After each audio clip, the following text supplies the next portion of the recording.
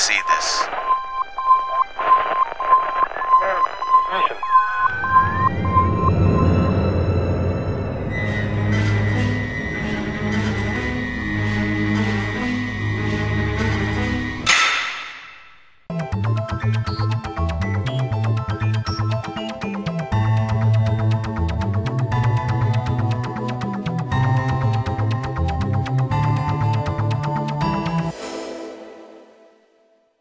Olá, o programa de destaque dessa semana irá falar sobre tecnologias da informação e tem como convidado o professor José Maria dos Santos. Ele possui graduação em Ciências Militares pela Academia Militar das Agulhas Negras, graduação em Engenharia de Telecomunicações pelo Instituto Militar de Engenharia, mestrado em Ciências da Computação também pelo Instituto Militar de Engenharia, tem especialização em telemática e redes de computadores pelo Cefet e em educação à distância pela UCB. Atualmente é engenheiro militar, professor no Colégio Militar de Fortaleza e coordenador do setor de informática da FGF. Seja bem-vindo, professor Santos.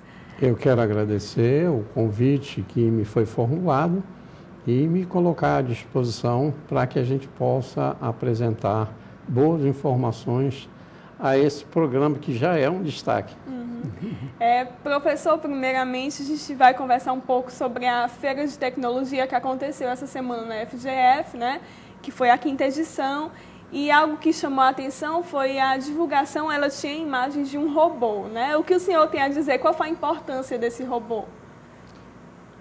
Este robô, na verdade, ele foi criação da nossa webmaster, a Marina, e ela foi muito feliz na escolha, porque o robô, nos tempos atuais, está representando um elo de ligação entre aquilo que nós poderíamos colocar como um aprendizado totalmente inserido dentro da tecnologia, da informação e da comunicação. E o que o senhor tem a dizer a respeito das TICs, né, que são as tecnologias de informação e comunicação, e a crise que atingiu o currículo das escolas? É interessante nós observarmos que vivemos nos dias de hoje uma crise de paradigmas. E eu comento esse aspecto exatamente porque aquilo que representou há algum tempo atrás um paradigma que conseguiu irradiar reflexos para o currículo escolar, hoje já não atende mais às necessidades da escola. E uma parte interessante desta crise é exatamente o fato de que as TICs vieram para permanecer. E o nome dela é exatamente Tecnologia da Informação e das Comunicações.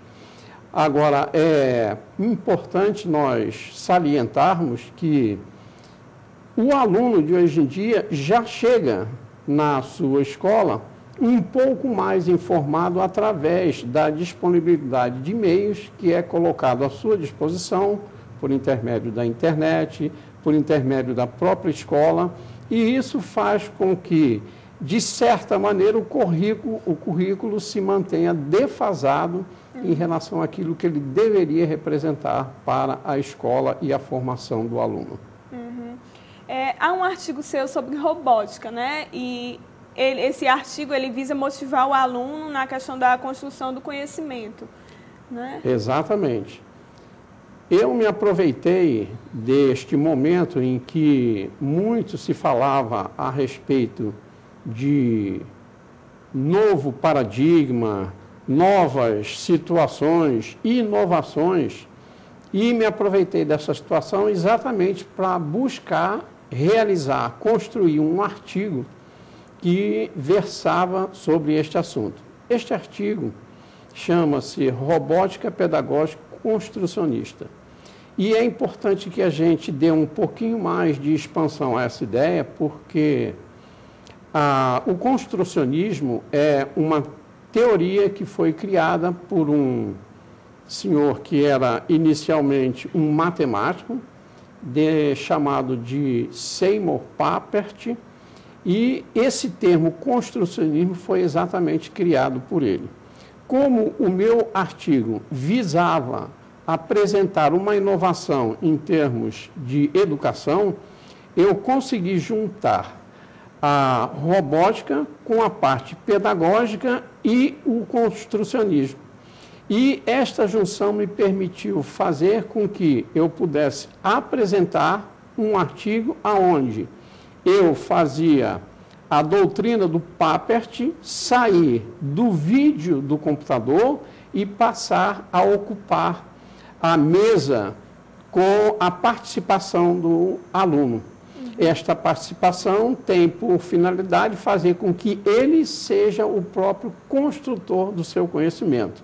Obviamente, ele receberá uma intervenção benéfica do professor. Joia. A FGF ela tem um ex-aluno, né, que atualmente ele é engenheiro da Microsoft, é isso? Isso. Chama-se Yuri Diógenes. Sim. É uma grande honra que nós tenhamos tido nos nossos bancos escolares um ex-aluno que representa, nos dias de hoje, não só um aluno de bastante projeção, mas representa também, nos dias de hoje, um elemento que está inserido numa empresa que é considerada como uma das maiores empresas do mundo.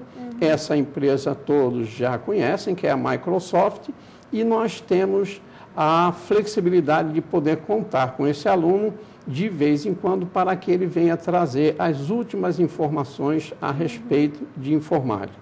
E nós estamos pretendendo fazer isso ainda este ano, fazendo uma apresentação de uma palestra dele, de certa forma buscando pontuar a sua vida dentro da Faculdade da Grande Fortaleza e, além disso, fazer com que desta palestra nós consigamos estabelecer um debate no qual os alunos serão os questionadores e os demais elementos que estarão em condições de resposta estarão colocados de tal maneira que a gente possa dar assistência a toda e qualquer resposta que nos for apresentada.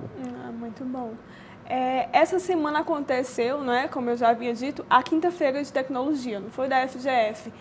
E como foi a organização, como surgiu a ideia dessa feira?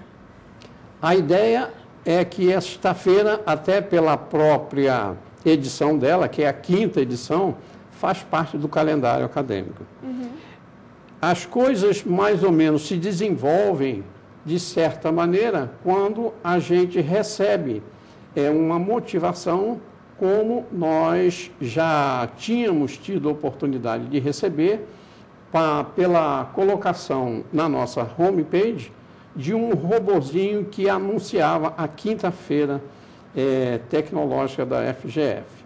Este robozinho, na realidade, foi criação da nossa webmaster Marina, e ela teve uma felicidade na escolha deste elemento, exatamente porque veio a sintonizar com tudo que eu acabei de descrever a respeito de robótica.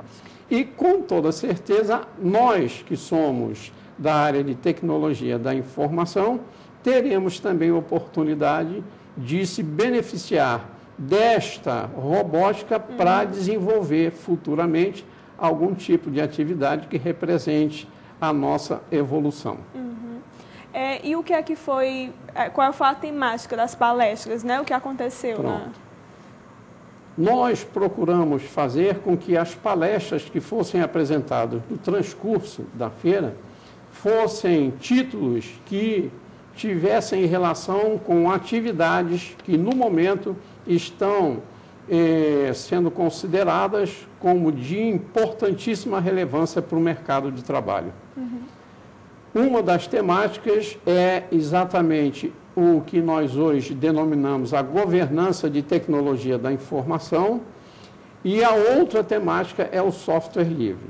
Isto vem exatamente recair dentro do que, neste momento, no mercado de trabalho, recai na denominação de certificação. E o que o senhor teria a dizer, então, sobre a certificação?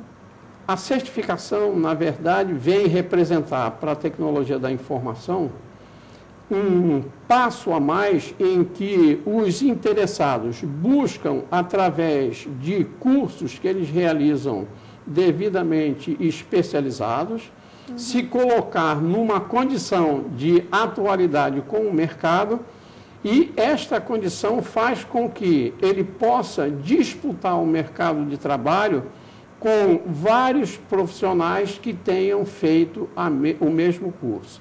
É um pouco diferente do que nós conhecemos como a formação, a graduação do aluno. Um pouco diferente por quê? Porque neste primeiro caso, que é o da certificação, o aluno, quando ele terminar o curso que ele está fazendo, ele receberá da empresa ou das empresas nas quais ele se habilitou a fazer o curso, receberá um certificado em que a empresa garante e assegura que ele é um profissional habilitado ao exercício do que representar a atividade daquela empresa. As principais linhas de certificação hoje são o COBIT e o ITIL. Professor, a quem foi destinado a feira, né? É só a comunidade acadêmica da FGF ou se estendeu a um público externo? A ideia da feira não é ser uma feira restrita aos alunos da ciência da computação. Pelo contrário, a nossa faculdade ela tem um diferencial que é tratar todo aluno de uma forma privilegiada, utilizando a tecnologia da informação para que ele possa ter acesso não só à sua condição de presença, como também à sua condição de controle de nota, de grau, de falta, assim como a sua troca de informações com os seus respectivos professores. Este diferencial exatamente nos permite fazer com que qualquer evento que nós queiramos distribuir em termos de tecnologia da informação possa se estender à faculdade como um todo.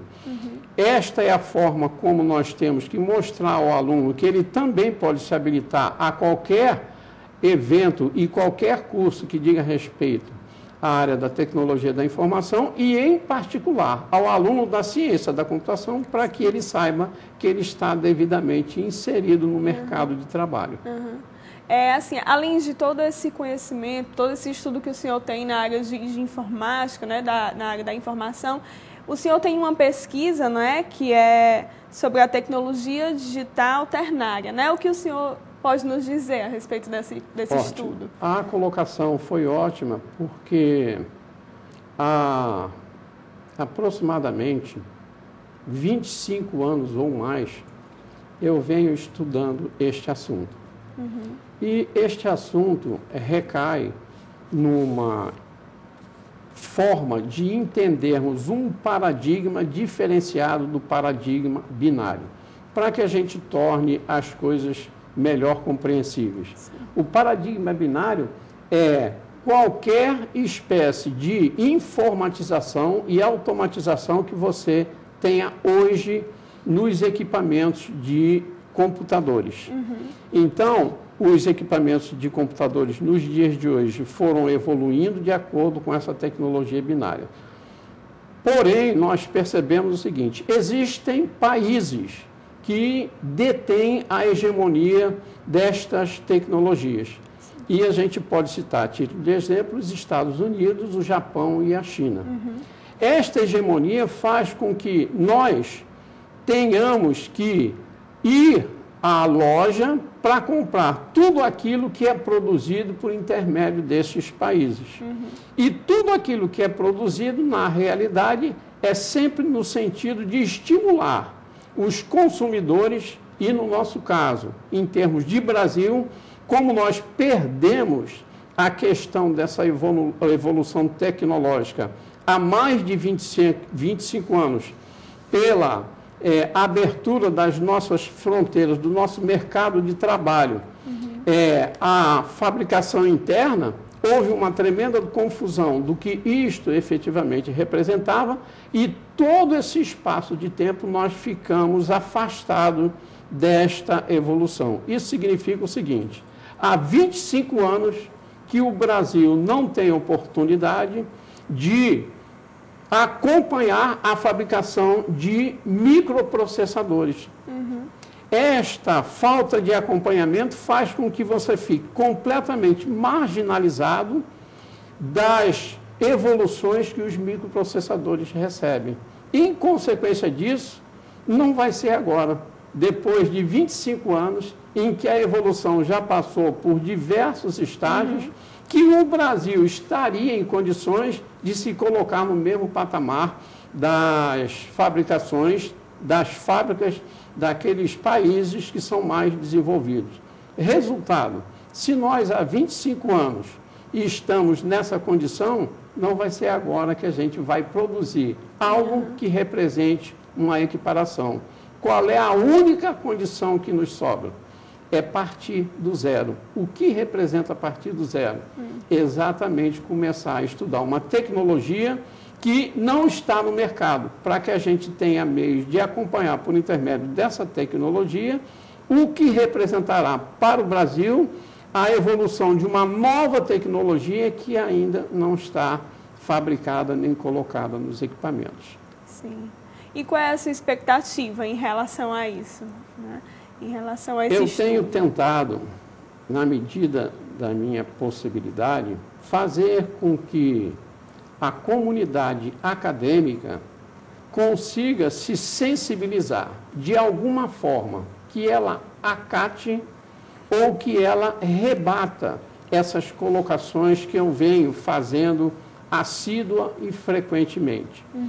A comunidade só terá condições de conseguir se elevar em relação à questão dessa evolução a que eu estou me referindo, se nós começarmos a entender que nós temos que quebrar o paradigma existente em relação à produção e evolução da tecnologia digital binária, porque será a única forma que nós teremos de começar uma progressão que nos permita fabricar novos equipamentos, dizer que tipo de equipamentos eu quero, caso a gente queira encomendar a fabricação em outros lugares, e estudar uma tecnologia que, na verdade, terá tudo a ver com o que a gente conhece como inteligência artificial. Na verdade, o ser humano pensa com 3 estados, daí o ternário. É sim, não e talvez. Ele não pensa com 2. Então, nós podemos dizer o seguinte: se nós quisermos efetivamente produzir software e hardware que estejam inseridos na inteligência artificial, com toda certeza, a maneira mais adequada e mais precisa de nós realizarmos isso será por intermédio da tecnologia digital ternária. Muito bem. A gente está próximo de finalizar o programa, né? E aí eu quero concluir assim, perguntando para o senhor o que fazer para reavivar o desejo desbravador da coletividade acadêmica brasileira em geral, né? E a cearense em particular. Eu novamente agradeço a pergunta porque ela é bastante pertinente e dizer o seguinte: inicialmente nós deveríamos reunir como instituições de ensino superior para determinar em que estado da arte se encontra a pesquisa da tecnologia digital em cada uma das faculdades.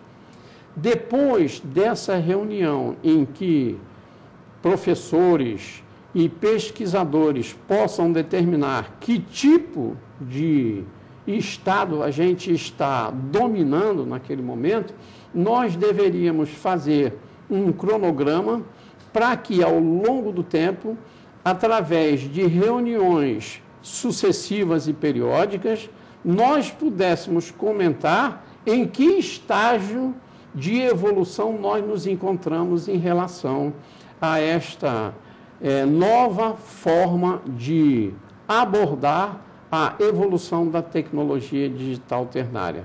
Eu só consigo entender o futuro do Brasil em termos de pesquisa tecnológica na área de tecnologia da informação, se nós conseguirmos sair para uma nova temática, para um novo paradigma.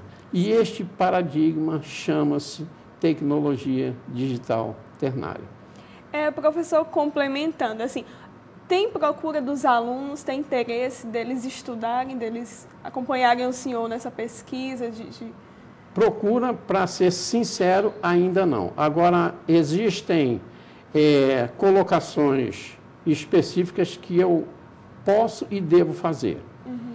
Quando eu comecei a minha pesquisa, eu escrevi para um pesquisador chamado Jorge Arpazzi, e esse pesquisador era um pesquisador boliviano que estava no corpo docente da Unicamp. Mandei um e-mail para ele, porque ele tinha feito um artigo a respeito desta tecnologia, só que como ele sabia que não conseguiria colocar o artigo e disseminá-lo na nossa mídia acadêmica, ele escreveu em inglês.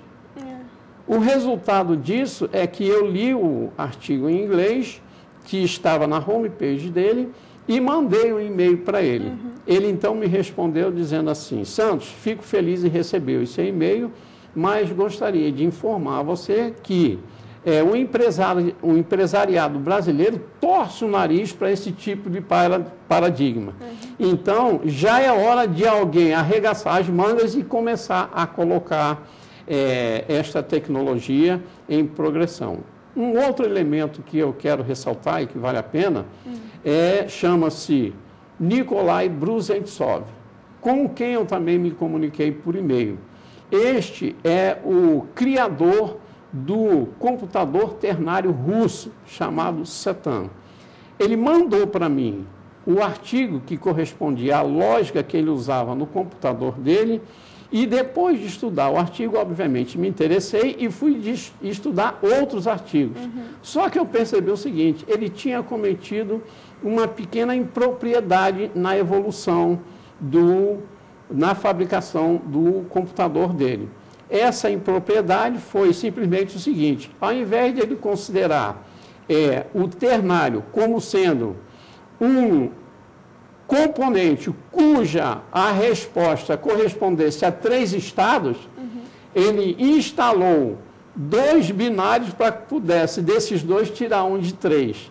Isto fez com que a gente perdesse no computador dele, chamado Cetan, a maior vantagem que nós temos na fabricação do ternário, que é um ganho de 65% na velocidade de execução das operações matemáticas.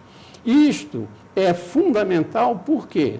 Porque se você pegar o binário e você for perceber qual é a situação que ele representa para as operações matemáticas, você vai verificar o seguinte: ele não é natural, porque, na verdade, ele precisa trabalhar com 2 zeros, e não é natural porque aquilo que eles chamam de inteligência artificial não corresponde a uma inteligência.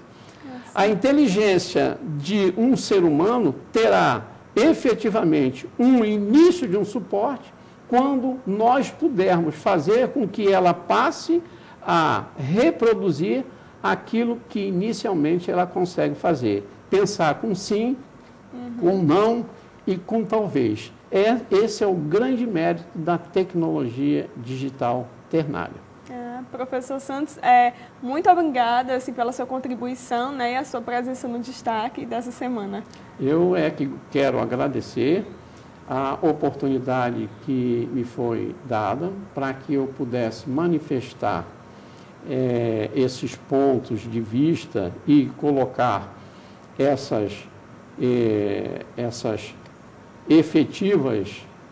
esses efetivos conceitos que nós acabamos de relatar aqui, e assim nós possamos dar substância ao esforço que nós fizemos em trazer elementos de alto nível para fazer palestras na nossa faculdade. O programa Destaque fica por aqui. Continue assistindo a nossa programação através da FGF TV, canal 14 da NET.